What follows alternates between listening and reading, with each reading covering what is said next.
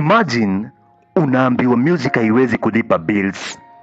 Then years later, una fly across Africa kufanya sold out shows.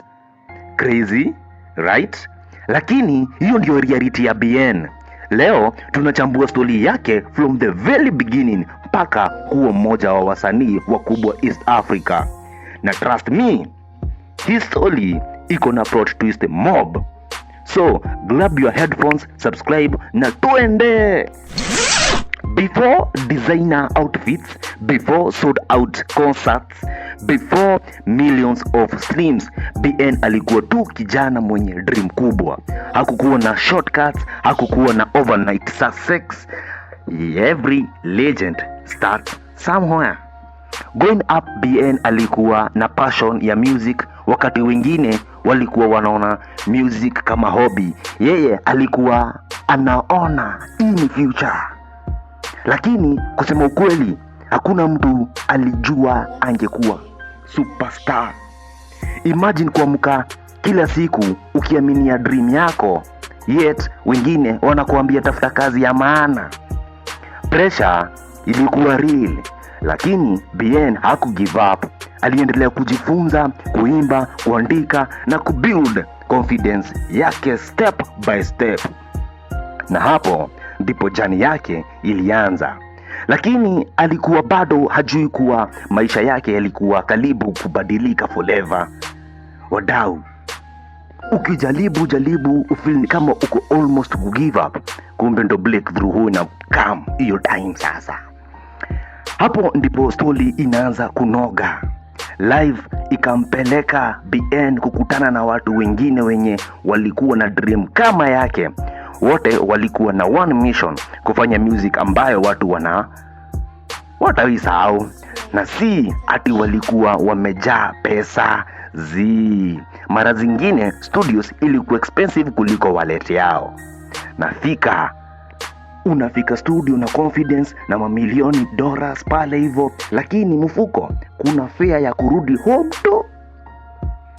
Nimesema unafika studio na confidence ya million dollars, lakini mfuko kuna fare ya kurudi home. Dream ilikuwa bigger than the struggle. Walianza kurecord, kuperform na kusaka opportunities kila mahali.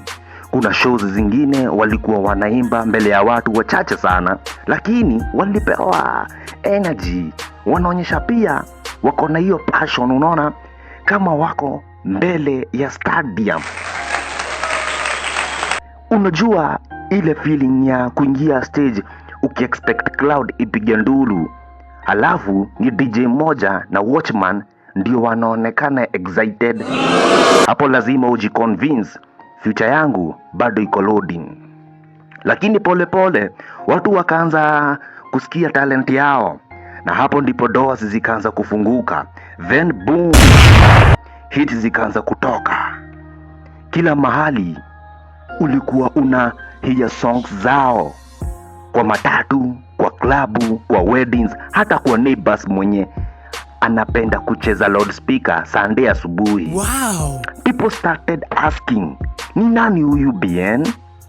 Voice yake ilikuwa unique. Wow. Songwriting yake ilikuwa tofauti na stage presence ilikuwa on another level. Success haikuji overnight, but ilifika proper. Shows zilijaa. Fans wakaanza kuimba every lyric. Brands zikaanza kugonga mlango. Unajua umefika wakati relatives walikuwa wanasema music haitakulisha. Suddenly wanaanza, by the way, kumbuka sisi ni family. Life ili change kabisa, lakini kila success huwa na pressure yake.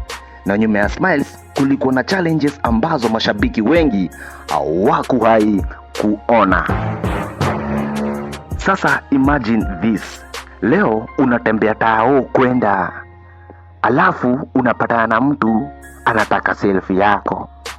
Life ya BN ilianza kubadilika haraka sana.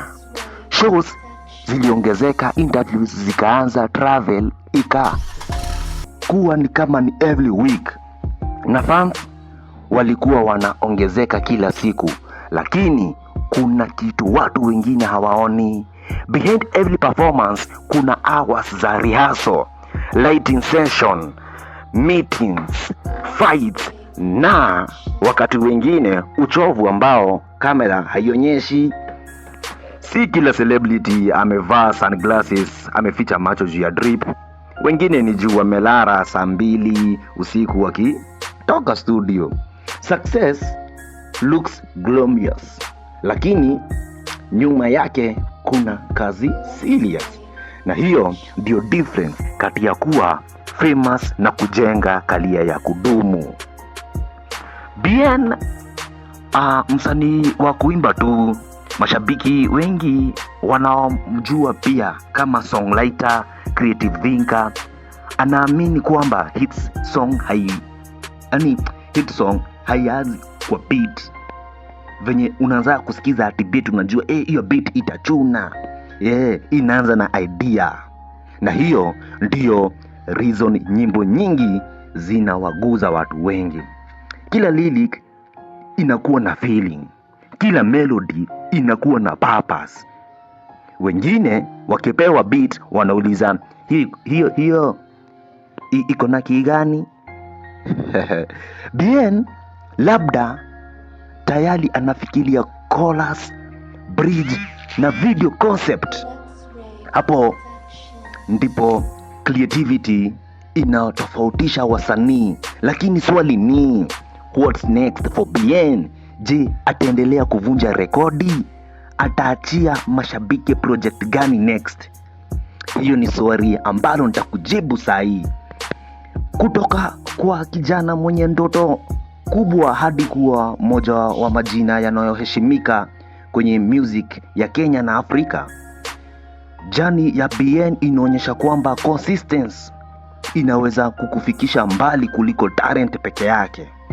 Lakini before tumalize, kuna lesson 3 ambazo kila mtu anaweza kujifunza kutoka kwa safari yake. Usiende mbali kwa sababu nataka nipige tu bonge la maji alafu nirudi na chapter 6.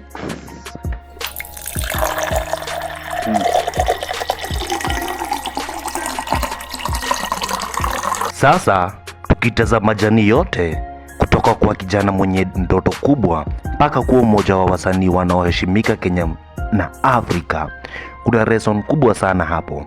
Success haikuji overnight, inahitaji consistency, inahitaji discipline na most importantly inahitaji kujiamini hata wakati hakuna wengine wanaaminia dream yako.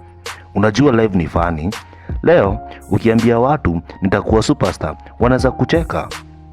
Kesho ukifanikiwa, hao ndio watasema mimi nilikuwa najua utaweza.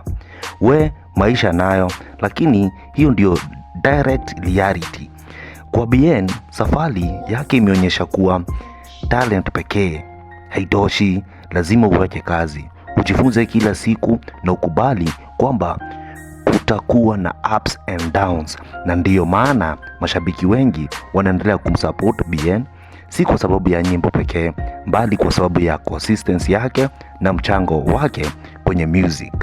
Sasa nataka kusikia kutoka kwako, ni wimbo gani wa Bien unaopenda zaidi, na ungependa Chilled Charlie to chill na album gani next? And if umefika mpaka hapa, wewe ni real one. Usisahau like video, subscribe kwa Chilled Charlie na uwashe notification bell ili usikose story nyingine kali. Mimi ni host wako Charlie ndani ya Chilled Charlie. Until next time, stay curious, stay inspired na tukutane kwa video ijayo. Peace.